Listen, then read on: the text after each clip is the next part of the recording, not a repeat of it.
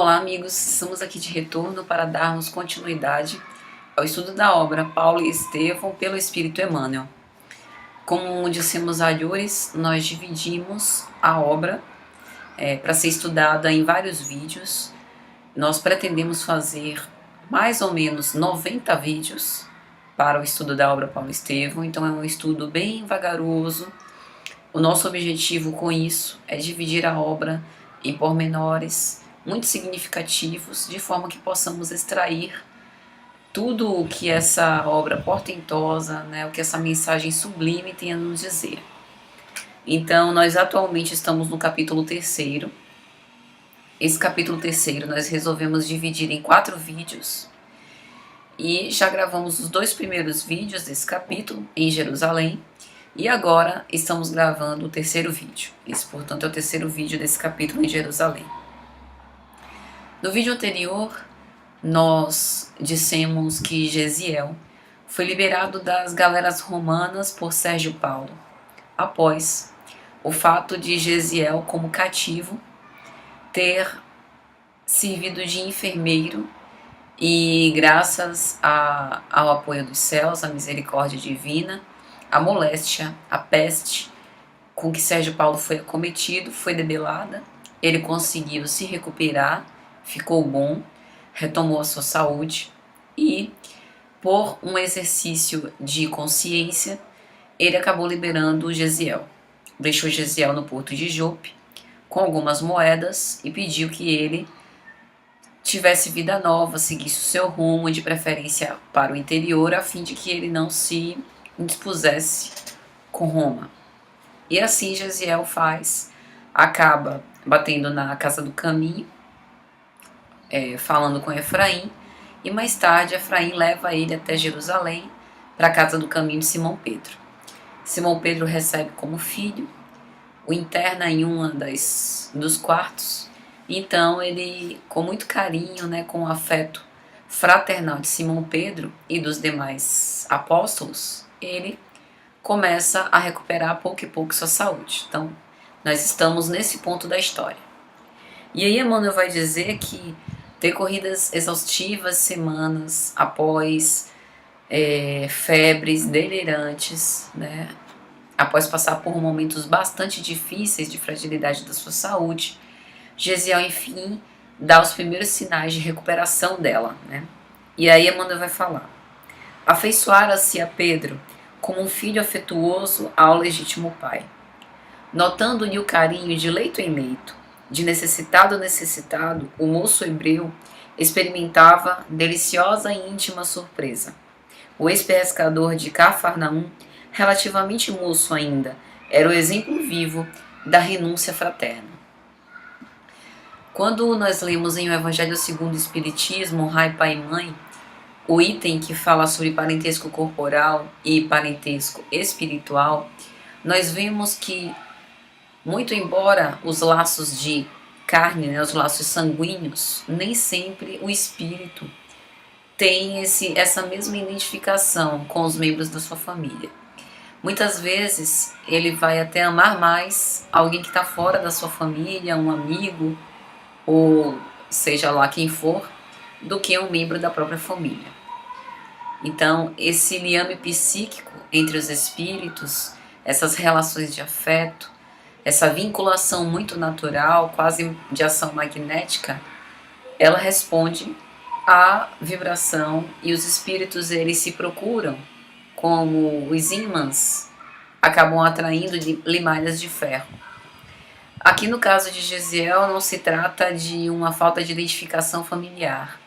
Na verdade, devido às circunstâncias da vida, ele houvera se separado do seu pai, o seu pai havia morrido, ele foi mandado preso para as galeras, a sua irmã foi enxotada do sinédrio para não morrer como o pai e não ser açoitada como o irmão.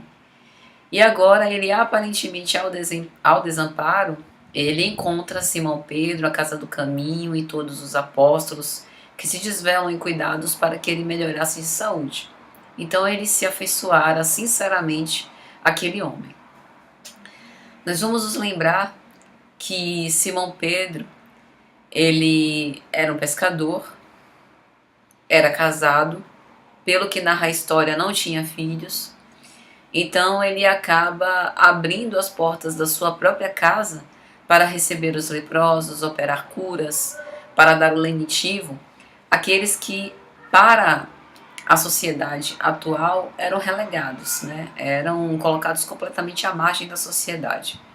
Muitas vezes eram até retirados do livro dos vivos, porque não havia expectativa de vida após uma pessoa pegar uma doença muito contagiosa e de sérias devastações, né?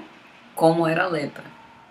Então ele acolhe como se fossem todos os seus filhos, desvelando-se em atenção e em carinho de uma forma muito dedicada.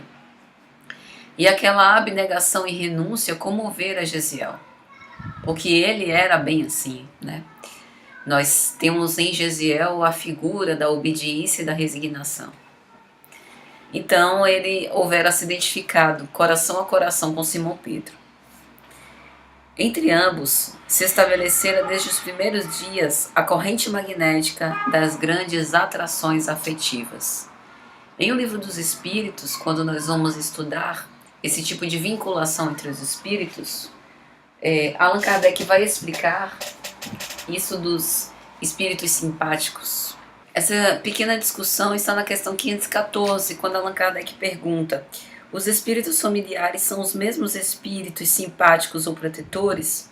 E as vozes do além vão responder: existem diferenças na proteção e na simpatia. Dai-lhes o nome que quiserdes. O espírito familiar é antes o amigo da casa. E aí no seu comentário, Allan Kardec faz uma definição. O espírito protetor é aquele que tem por missão seguir o homem na vida e ajudá-lo a progredir. Ele, em geral, ele tem uma natureza superior em relação ao seu protegido. Os espíritos familiares, eles estão ligados por laços mais ou menos duráveis e têm a intenção de ser úteis, né? São aqueles que seguem a casa. Os espíritos simpáticos são aqueles que se sentem atraídos por afeições particulares, similitude de gostos e sentimentos. E é justamente nesse ponto que se enquadra o caso aqui de Simão Pedro e de Gesiel. Embora eles não se conhecessem, nesse ponto Simão Pedro não conhece sequer a história de Gesiel, mas eles tinham uma profunda identificação com base no amor à lei e aos textos sagrados. Olhe que Gesiel nem conhecia ainda o Novo Testamento. Então veja como era algo fidedigno e autêntico. E aí Emmanuel vai dizer, né, nessa conversa em que ele vai tentar saber um pouco mais, conhecer um pouco melhor aquela figura de Gesiel, Simão Pedro vai dizer que para eles é um grande júbilo, né, um júbilo autêntico tê-lo recebido ali, porque nos mínimos detalhes de tua permanência entre nós, revelaste a condição espiritual de filho legítimo dos lares organizados com Deus, pelo conhecimento que tens dos textos sagrados, né? Gesiel mesmo nos movimentos alucinatórios sempre falava dos ensinamentos de Deus à luz do Velho Testamento, em especial demonstrando grande conhecimento e afeição pelos ensinos de Isaías. E então, né, Gesiel, vai dizer Emmanuel, compreendendo as verdadeiras intenções de Simão Pedro e querendo também se identificar com aquele coração compadecido, com aquele coração que o acolhera como se for um pai, que ele achava que ele não devia desprezar o amparo de um coração verdadeiramente fraterno para o acendramento das próprias energias espirituais, como Emmanuel vai dizer. E então Gesiel começa a conversar, né? E Simão Pedro se interessa pela história. E aí Gesiel vai dizer: Isaías sempre me impressionou profundamente pela beleza das promessas divinas de que foi portador, anunciando-nos o Messias, cuja vinda tenho meditado desde a infância. Veja que Gesiel já era cristão sem conhecer o Cristo. E o que eu acho mais maravilhoso é que, até que eu lesse pela primeira vez Paulo e Estevão, eu ia na corrente que acredita que o Velho Testamento mostra um Deus punitivo. E hoje, para mim, está muito claro que isso é uma falta de compreensão dos ensinamentos do Velho Testamento. Porque Deus é imutável. Então o Deus do Velho Testamento não poderia ser um Deus diferente no Novo Testamento. E depois de ler Paulo e Estevão, eu percebi que na verdade não é o Deus do Velho Testamento que é punitivo, mas a nossa interpretação da lei que não consegue abarcar os fundamentos da justiça, né, como a gente tem no Velho Testamento.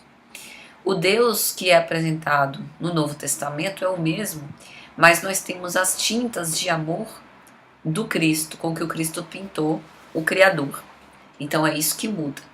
Mas veja que Gesiel, mesmo sem conhecer o Novo Testamento, sem conhecer os escritos de Mateus, sem conhecer o próprio Cristo, ele já pegava os textos de Isaías e já conseguia verificar um Deus que era Pai, um Deus que era tudo amor, tudo bondade.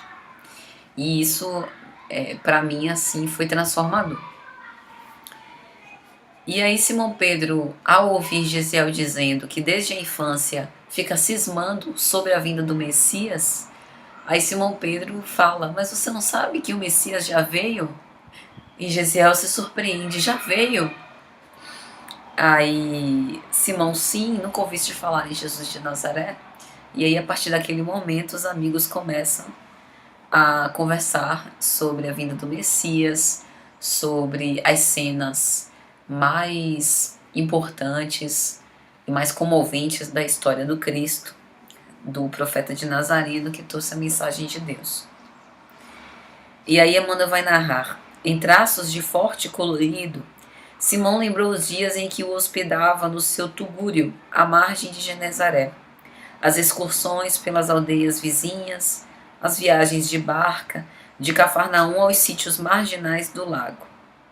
E Gesiel bebia-lhe as palavras, inteiramente empolgado, como se houvesse encontrado um mundo novo.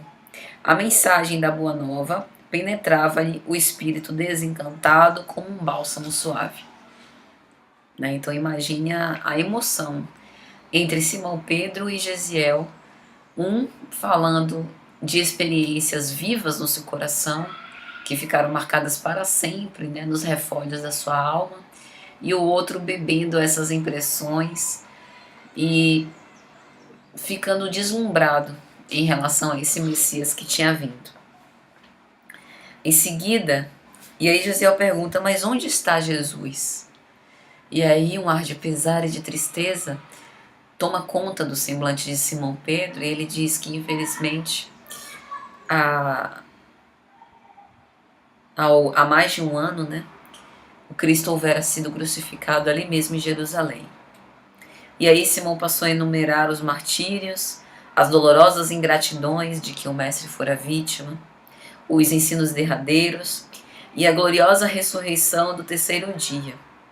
Depois falou dos primeiros dias do apostolado, dos acontecimentos do Pentecostes e das últimas aparições do Senhor no cenário sempre saudoso da Galiléia distante. E aí toda essa descrição causa uma sensibilidade em Gesiel. Ele se comove com a história do Cristo e ele se lembra do que Isaías vai reportar no capítulo 53 do seu livro. Vamos tentar localizar aqui no Velho Testamento para sermos fiéis ao texto bíblico. Isaías capítulo 53, Bíblia de Jerusalém. Quem creu naquilo que ouvimos e a quem se revelou o braço de Yahvé? Ele cresceu diante dele como renovo, como raiz em terra árida. Não tinha beleza nem esplendor que pudesse atrair o nosso olhar, nem formosura capaz de nos deleitar. Era desprezado e abandonado pelos homens, homem sujeito à dor, familiarizado com o sofrimento, como pessoa de quem todos escondem o rosto. Desprezado, não fazíamos caso nenhum dele, e no entanto eram nossos sofrimentos que ele levava sobre si, nossas dores que ele carregava. Mas nós o tínhamos como vítima do castigo, ferido por Deus e humilhado. Mas ele foi trespassado por causa das nossas transgressões, esmagado por causa das nossas iniquidades. O castigo que havia de trazer-nos a paz caiu sobre ele. Sim, por suas feridas fomos curados. Todos nós, como ovelhas, andávamos errantes, seguindo cada um seu próprio caminho, mas Yahvé fez cair sobre ele a iniquidade de todos nós. foi maltratado, mas livremente humilhou-se e não abriu a boca, como cordeiro conduzido ao matadouro, como ovelha que permanece muda na presença dos tosqueadores, ele não abriu a boca. Após detenção e julgamento, foi preso. Dentre os contemporâneos, quem se preocupou com o fato de ter sido cortado da terra dos vivos, de ter sido ferido pela transgressão do seu povo? Deram-lhe sepultura com os ímpios, seu túmulo está com os ricos. Embora não tivesse praticado violência nem houvesse engano em sua boca. Mas Yahvé quis esmagá-lo pelo sofrimento. Porém, se ele oferece a sua vida como sacrifício expiatório, certamente verá uma descendência, prolongará seus dias, e por meio dele o desígnio de Deus triunfará. Após o trabalho fatigante da sua alma, verá a luz e se fartará. Pelo seu conhecimento, o justo, meu servo, justificará muitos, e levará sobre si as suas transgressões. Eis porque lhe darei um quinhão entre as multidões. Com os fortes repartirá os despojos, visto que entregou a si mesmo à morte. E foi contado entre os criminosos, mas na verdade levou sobre si o pecado de muitos, e pelos criminosos fez intercessão. Descrição da paixão do Cristo, né? No Velho Testamento.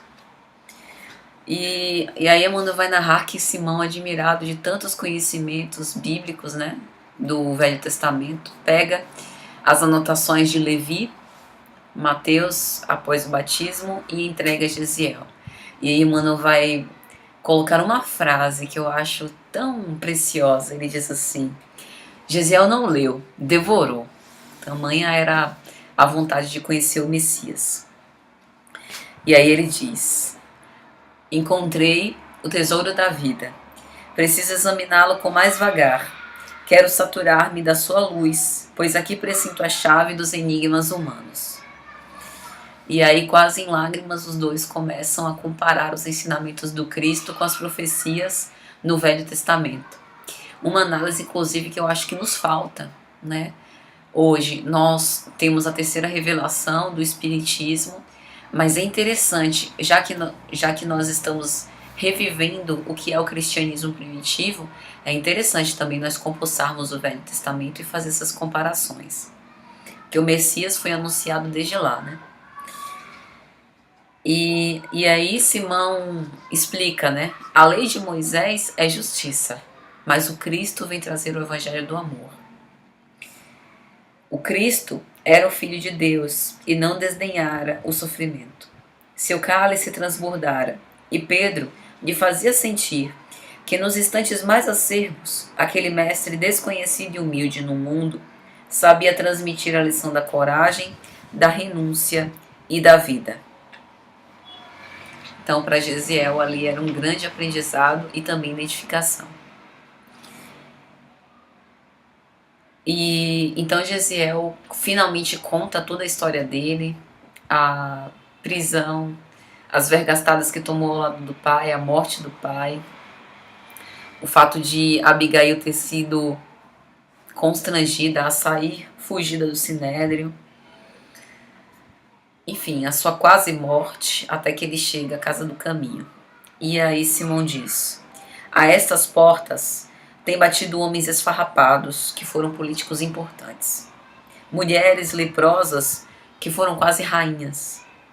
Em contato com a história de tantos castelos desmoronados no jogo das vaidades humanas, agora reconheço que as almas necessitam do Cristo acima de tudo. E aí Gesiel pergunta a Simão: e achais que eu poderia servir-vos de alguma coisa? Fui cativo dos homens, agora quero ser prisioneiro do Cristo. E aí Simão diz: serás meu filho, doravante. E aí Gesiel lhe pergunta: e já que é preciso que eu me reforme em Cristo, como me chamarei? E aí vem um dos pontos altos da obra, né? Para que não te esqueças de Acaia, onde o Senhor se dignou de buscar-te para o seu ministério divino, eu o batizarei no credo novo com o nome grego de Estevão. E aí nasce Estevão. É muito emocionante. A obra Paulo Estevão, para mim, é muito especial, porque ela traz preciosas lições de todos os prismas possíveis. A figura de Gesiel em especial, a mim me encanta e para mim é uma grande meta, ainda longínqua, mas meta a ser alcançada, porque Gesiel encerra a obediência, a resignação, o sentimento de dever, o amor puro, a ingenuidade, o trabalho. E é disso que nós precisamos, meus amigos. Nós precisamos parar de nos insurgir contra a lei e aceitar. Gesiel, sem merecer, por ter uma conduta ilibada, não tem nenhuma mácula, tanto sofreu. Nós que temos as nossas imperfeições e os nossos muitos pecados, ainda reclamamos, achamos injusto. É um grande aprendizado. Então, até o próximo vídeo, se Deus quiser.